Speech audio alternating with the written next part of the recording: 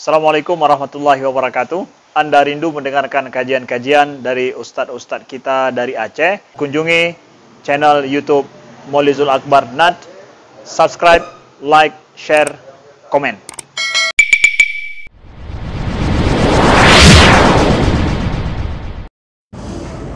Bismillah. Assalamualaikum warahmatullahi wabarakatuh. Alhamdulillahi rabbil alamin. Hamdan katsiran tayyiban mubarakan fihi.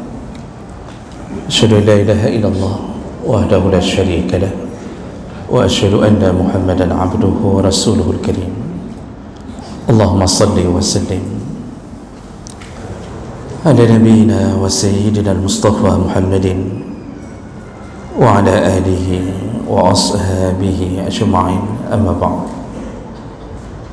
Rabbi shrah li sadri wa yassir li amri wa hlul 'uqdatam min lisani yafqahu qawli. Segala puji bagi Allah, kemudian salawat dan salam pada Rasulullah, pada keluarga dan seluruh sahabat-sahabatnya.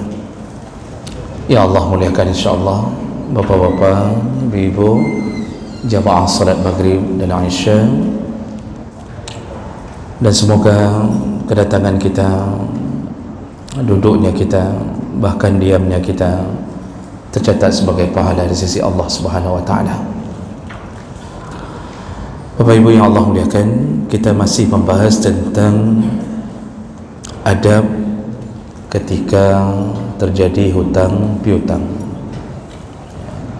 Dan di pertemuan kita yang lalu, yang terakhir, karena yang lalu saya punya halangan, kita sedang membahas tentang adab orang yang berhutang.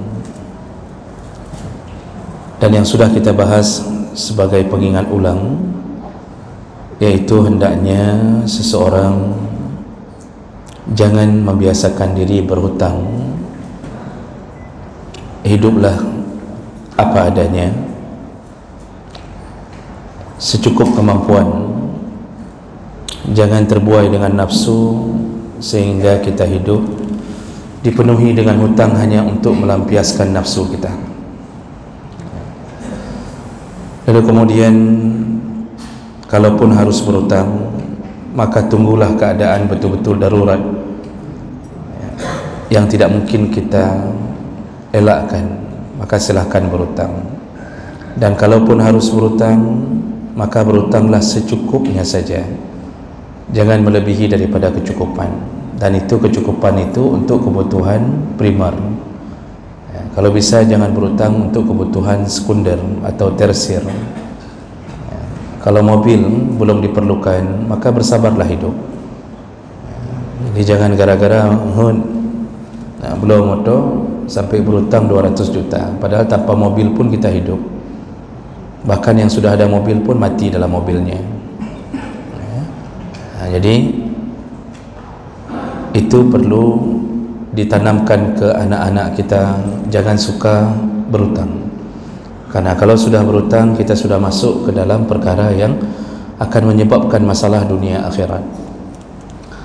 Lalu kemudian juga kita sudah bahas bahwa kalau sudah berhutang, jangan coba-coba berniat untuk tidak bayar. Jadi sebelum berhutang pun, kalau terpaksa berhutang, maka berniatlah untuk melunasi hutang. Dan itu telah diwanti-wanti oleh Rasulullah. Kata Rasulullah, barang siapa yang mengambil harta manusia lalu dia berniat untuk membayarnya, maka Allah akan mudahkan dia untuk membayarnya. Makanya orang kalau baik niatnya, setelah berhutang dia mau bayar, maka Allah mudahkan dia untuk bayar, diselesaikan oleh Allah.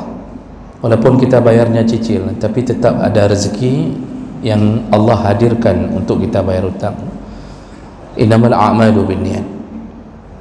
Tapi bagi orang yang telah mengambil harta manusia atau harta orang lain, kemudian merencanakan untuk menghilangkan harta itu, maka Nabi mengatakan Allah hancurkan hidupnya dan hartanya. Makanya orang kalau lari dari hutang, Allah hancurkan hidupnya, Allah hancurkan hartanya. Itu belum berurusan di akhirat. Di dunia saja sudah porak-poranda. Kita hutang 2 juta, tapi kehancuran hidup kita bisa mencapai 200 juta.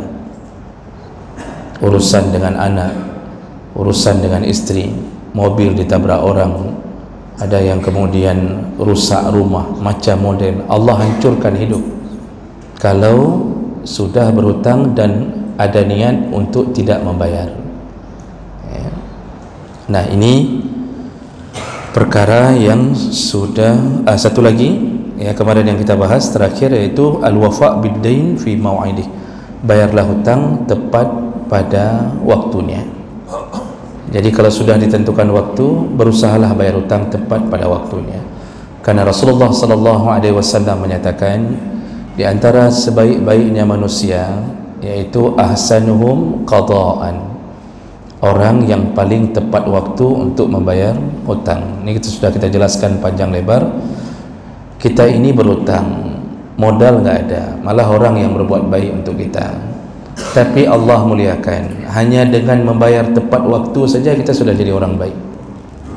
Padahal orang yang berbuat baik untuk kita, dikasih hutang, kita bayar tepat waktu saja, sudah dipuji dalam agama bahwa itu salah satu tanda orang baik, yaitu membayar hutang tepat pada waktunya. Kalau tidak sanggup bayar tepat pada waktunya, maka informasikan, beritahukan. Ini jangan diam-diam saja. Tempo sudah jatuh, orangnya entah di mana, tidak ada kabar, tidak ada WA. Kalaupun tidak sanggup bayar, keadaan kita dalam keadaan kesulitan, kasih tahu sama orang yang memberi hutang, mohon maaf, minta untuk ditunda. Ini jangan diam saja begitu, karena itu kadang-kadang kita menganggap remeh, padahal yang punya uang itu merasa sakit hati. Sudah datang waktunya tapi belum juga bayar hutang. Nah, itu perkara yang kita sudah bahas. Kita sambung. Berikutnya di antara adab berhutang adalah adamul mumatalah. Jangan menunda-nunda untuk membayar hutang. Tadi disuruh bayar tepat pada waktunya. Sekarang melakukan mumatalah. Mumatalah itu sudah ada uang tapi tidak bayar. Dan ini berdasarkan hadis Nabi sallallahu alaihi wasallam. Kata Rasulullah dalam hadis riwayat Bukhari Muslim dari Abu Hurairah radhiyallahu anhu, matalul ghani dhulmun. Orang yang sudah punya uang, ghani, sudah punya uang untuk bayar hutang, tapi melakukan matal, dia tunda, dia dahulukan yang lain, maka itu dhulmun, maka dia telah masuk ke dalam kezaliman. Kalau tempo belum jatuh, walaupun uang ada, tapi belum jatuh tempo, kita tidak bayar dulu, kita buat dulu yang lain, tapi belum jatuh tempo, itu belum jadi dosa. Karena tempo itu menjadi penentu bahwa si yang punya uang bisa menerima sampai waktu sekian.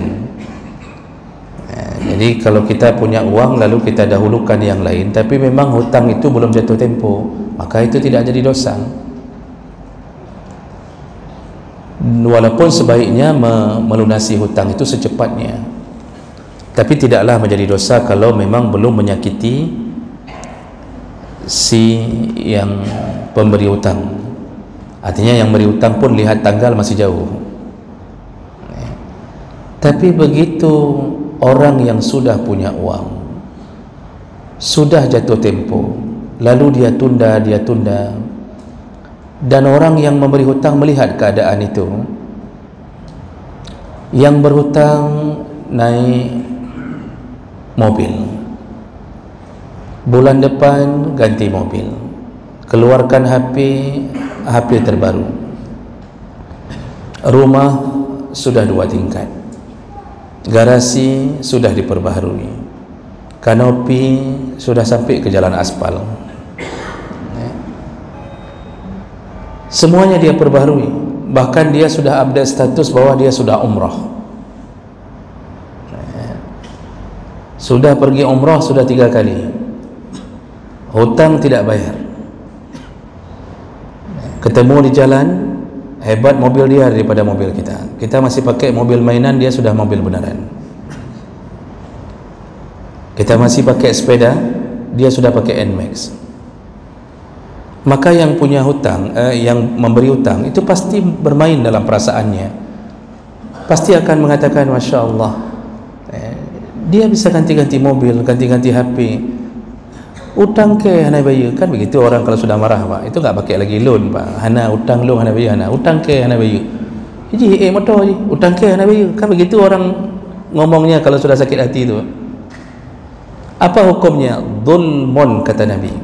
Orang yang menunda-nunda hutang setelah ghani, setelah dia punya uang, tidak dia dahulukan bayar hutang, malah dia dahulukan yang lain, maka dia zalim. Kalau matinya dalam keadaan zalim. Sedangkan makhluk di dunia ini yang dibuat atas nama kezaliman itu mulai daripada raja-raja zalim, Fir'aun, Qarun, Haman dan seterusnya, maka nanti bergabung dengan mereka. Itu kalau sudah punya uang tapi tidak melunasi dan sudah jatuh tempo. Dan itu banyak, Pak, kejadian hari ini. Utang tidak bayar tapi update status, tulis di status di Facebook, Alhamdulillah umrah ketiga, aku lebih dekat denganmu ya Allah.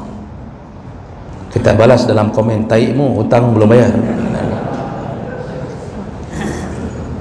Kan begitu orang, sakit hati orang.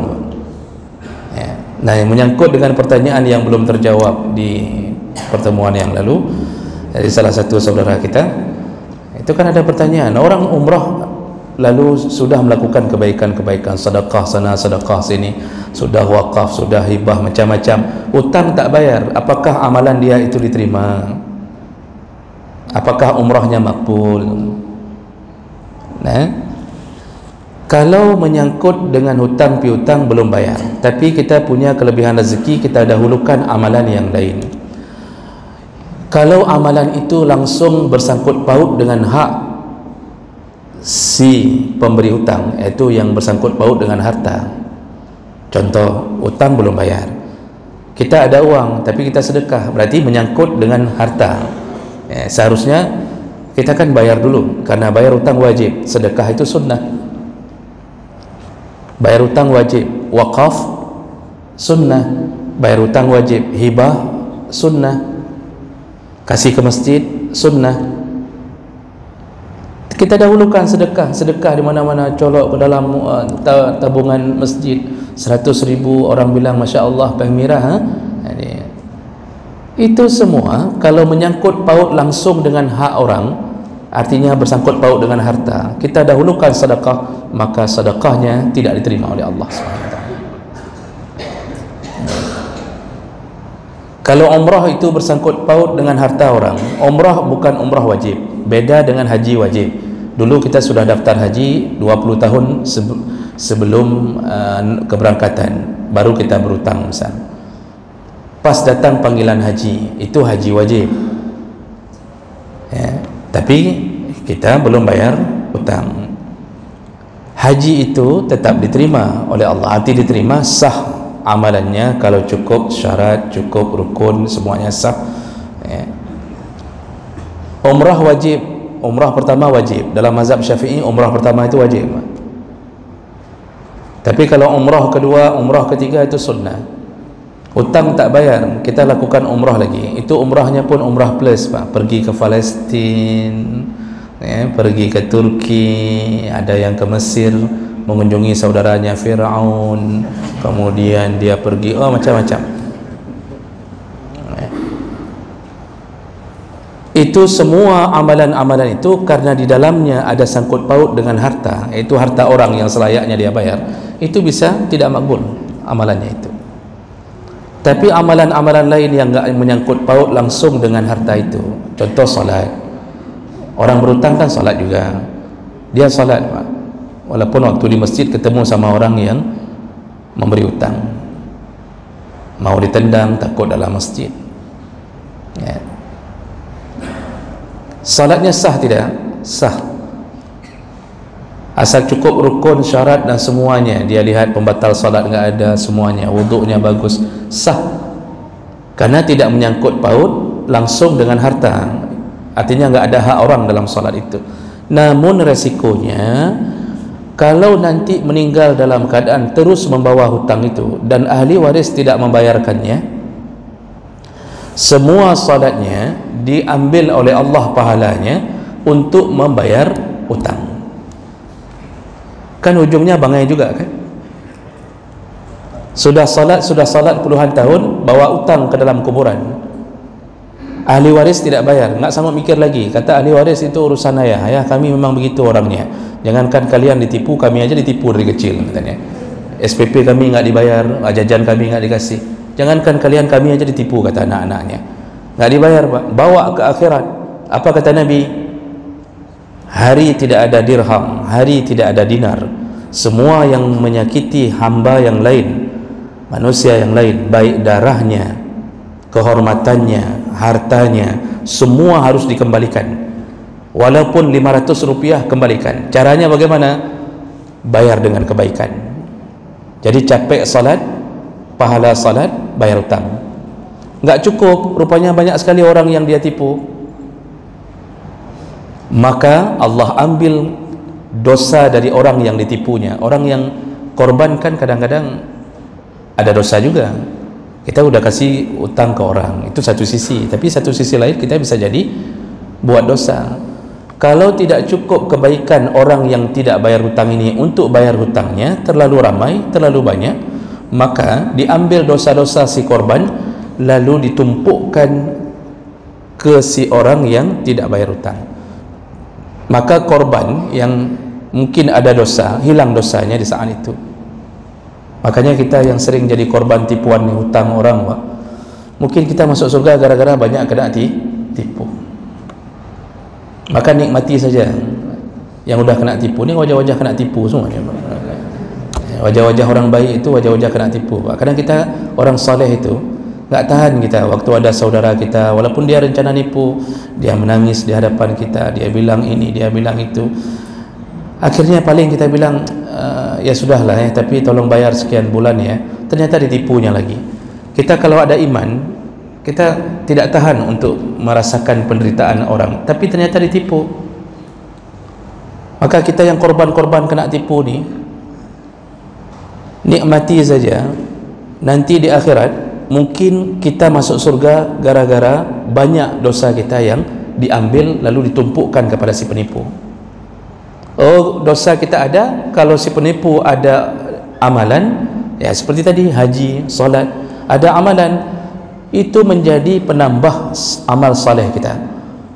Sehingga mungkin kalau timbangannya tidak berat ke kanan, gara-gara banyak yang nipu kita, amal dia diambil untuk menambah amal kita, masuklah kita ke surga. Di saat itu mungkin kita akan mengatakan kepada Allah, ya Allah, seandainya di dunia ada 1000 orang lagi yang menipuku, sungguh aku bersyukur kepadamu ya Allah. Cuma karena kita kadang-kadang tidak sabar menanti pengadilan itu, maka kita di dunia, Pak, rasa sakit hati kita ingin dilampiaskan segera, karena kita nggak sabar. Ada orang bilang sabar, di akhirat ni cok, pu akhirat jino kayak perlepeng katanya. Begitu kata orang. Pokoknya orang kalau sudah marah pakai care saja lainnya. Mana ada lagi. Saya praktekkan pembicaraan orang-orang yang marah saja. Apa akhirat? Saya perlu uang sekarang. Oh, saya pikir akhirat. Makanya jangan sedih yang sudah kena tipu, jangan sedih yang ditunda-tunda hutangnya. Jangan merasa ragu bahwa pasti kita ambil kembali. Yang ratusan juta, ya, kita ambil kembali, Pak. Nah, jadi ini bahayanya orang yang menunda-nunda hutang dalam keadaan dia sudah mampu. Tapi kalau tidak mampu, itu solusinya cuma satu, datangi dan minta untuk ditambah temponya. Jadi jangan pula diam-diam saja, karena itu akan menimbulkan syak wasangka dari orang yang memberi hutang. Kalau sudah mampu, segera lunasi. Jadi jangan pikir bahwa kita hebat dalam sedekah padahal hutang belum bayar. Aneh kita ini, kadang-kadang yang wajib kita tinggalkan, yang sunnah kita dahulukan. Bayar hutang wajib, itu duluan bayar, jangan sedekah dulu. Jadi kalau ada uang 1 juta, jangan sedekah dulu, berberes hutang ni. Ini enggak sedekah. Hutang ada baik. Bagaimana cara berfikirnya? Yang wajib dia tinggalkan, yang sunnah dia amalkan. Zikir kuat, salat tak ada. Nanti akan datang hari-hari orang yang akan berlenggak-lenggokkan kepalanya dalam zikir, wing kena, wing kedih. Begitu datang azan zuhur, semua pulang, enggak ada yang salat. Jadi itu akan datang, hampir datang hari-hari itu, mesti bulan tu kan teruk kan. Jadi melenggok sana, melenggok sini, ucapkan salawat segala macam. Pas azan zuhur, semua pulang, enggak ada yang salat. Apa-apaan itu? Kan aneh sekali cara berfikir. Yang wajib tinggalkan, yang sunnah kita kuatkan. Tahajud datang, tahajud 8 rakaat, solat subuh tak ada, kan bangai. Ya, kamu boleh tahu apa? Ini manusia hari ini, tidak faham aulawiyat, mana yang harus didahulukan. Kalau masih ada hutang, tidak perlu sedekah dulu, wakaf tunda dulu semuanya, selesaikan hutang. Setelah selesai hutang, baru pergi umrah. Ini di mana-mana buka informasi umrah, kita duluan daftar. Hutang di belakang bercecer, belum bayar. Itu didoakan sama orang yang memberi hutang. Ya Allah, jatuhkan pesawatnya, tapi matikan dia aja ya Allah, yang lain selamatkan. Begitu doanya, Pak. Orang sakit hati, Pak, lihat pesawat itu terbang, dengan membawa hutangnya 30 juta untuk daftar umrah. Hutang di belakang tidak bayar. Itu pekerjaan orang bodoh. Inilah yang kita mungkin selama ini ada sebahagian orang-orang yang kurang imannya itu melakukan hal seperti itu. Kalau sudah kalimat zalim keluar dari mulut Nabi, sedangkan para Nabi dulu paling takut dengan level zalim, semua mengatakan bahawa Rabbana zalamna anfusana. Para Nabi mengatakan, ya Allah, kami telah menzalimi diri kami sendiri. Wa illam taghfir lana, kalau engkau tidak mengampunkan kami, lanakunanna minal khasirin, maka sungguh kami termasuk orang-orang yang merugi. Mereka takut dengan kezaliman. Salah satu kezaliman, zalim terhadap diri sendiri. Bagaimana zalim terhadap diri sendiri? Sudah tahu neraka, tetap lakukan juga. Sudah tahu enggak bayar hutang itu nanti berujung ke neraka, tetap lakukan juga. Nah, jawab mereka Allah Subhanahu wa taala, ini adab yang paling kuat harus dijaga, karena ini penyakit kita yang kurang-kurang iman, membiarkan hutang tidak terbayar, padahal kita sudah mampu bayar hutang. Lalu berikutnya,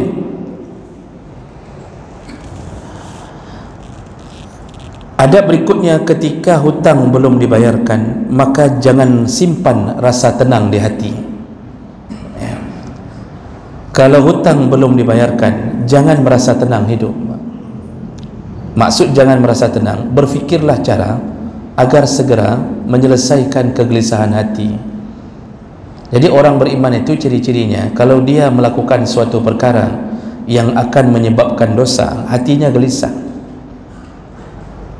Hatinya gelisah. Siang malam dia berfikir bagaimana cara bayar hutang, lalu dia musyawarah sama istrinya. Istrinya mengatakan, bang, ni awal gaji bayar hutang dulu, jangan tidak tenang hidup kita, jangan sampai kita tidur tidak nyenyak, makan tidak enak. Makanya orang yang hidup dalam kegelisahan hutang itu orangnya beriman, Pak.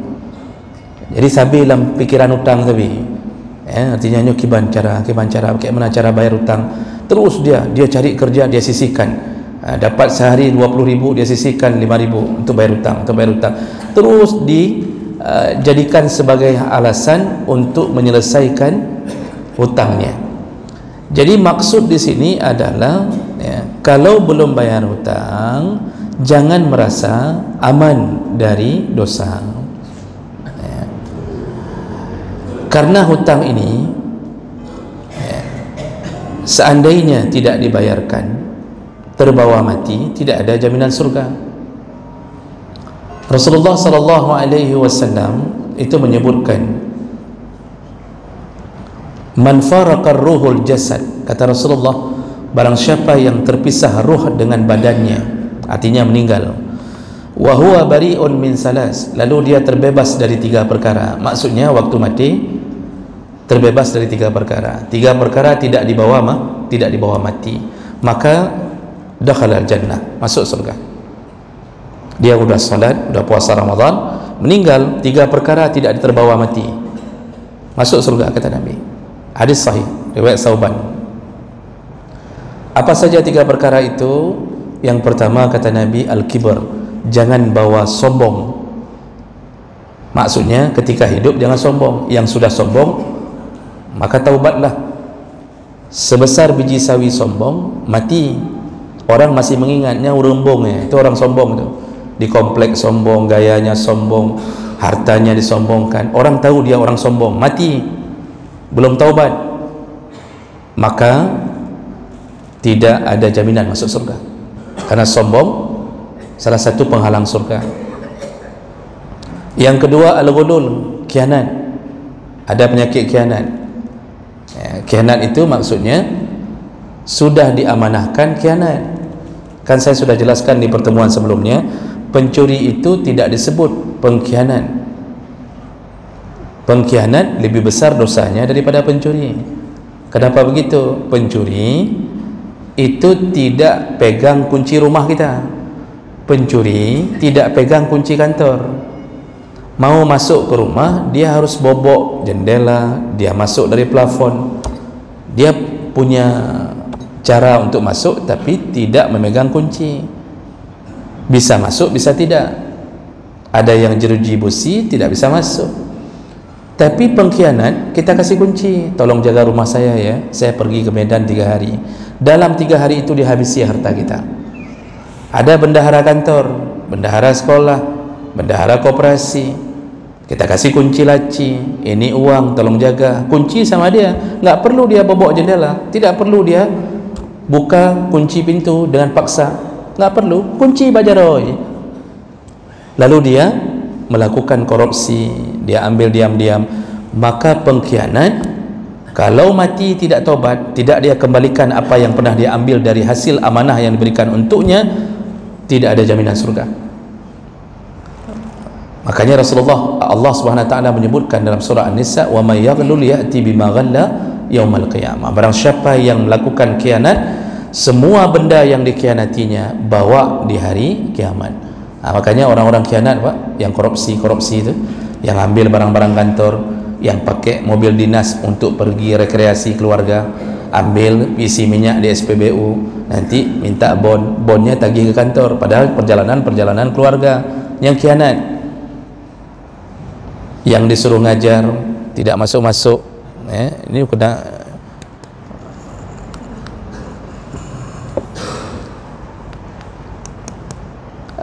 Ada yang disuruh ngajar tidak masuk-masuk, itu khianat. Saking marahnya para pengkhianat, saya bilang malam ini sampai dimatikan mic saya barusan. Kok bengih orang. Itu semua yang kita pekerjakan di kedai kita, ternyata dia pula yang habisi barang kita. Itu khianat. Nanti semuanya bawa barangnya di hari kiamat, bawa di padang mahsyar, bawa. Makanya nanti macam-macam kita lihat orang, Pak. Ada yang bawa mobil dinas plat merah di atas bahunya, ada yang bawa makanan catering, Pak, yang harga 15.000 ditulisnya 35.000. Yang khianat mendum ya. Maka itu yang kedua. Yang terakhir, yang ketiga kata Nabi, ad-dain, tidak aman untuk, tidak boleh bawa mati hutang. Jangan bawa mati hutang. Sebelum mati selesaikan. Jadi jangan pun wasiatkan ke keluarga, nak kalau ayah meninggal tolong bayar hutang, jangan. Masih hidup sekarang selesaikan. Ni bapak pulang dari pengajian, bayar hutang dulu. Ni pulangnya langsung bayar hutang ini. Bagi yang punya hutang. Walaupun Rp1.000, walaupun Rp1.000, kalau dia tidak ikhlaskan, bermasalah di akhirat. Nah, jadi oleh karena itu, kalau seandainya masih punya hutang, jangan merasa tenang, jangan merasa nyaman hidup.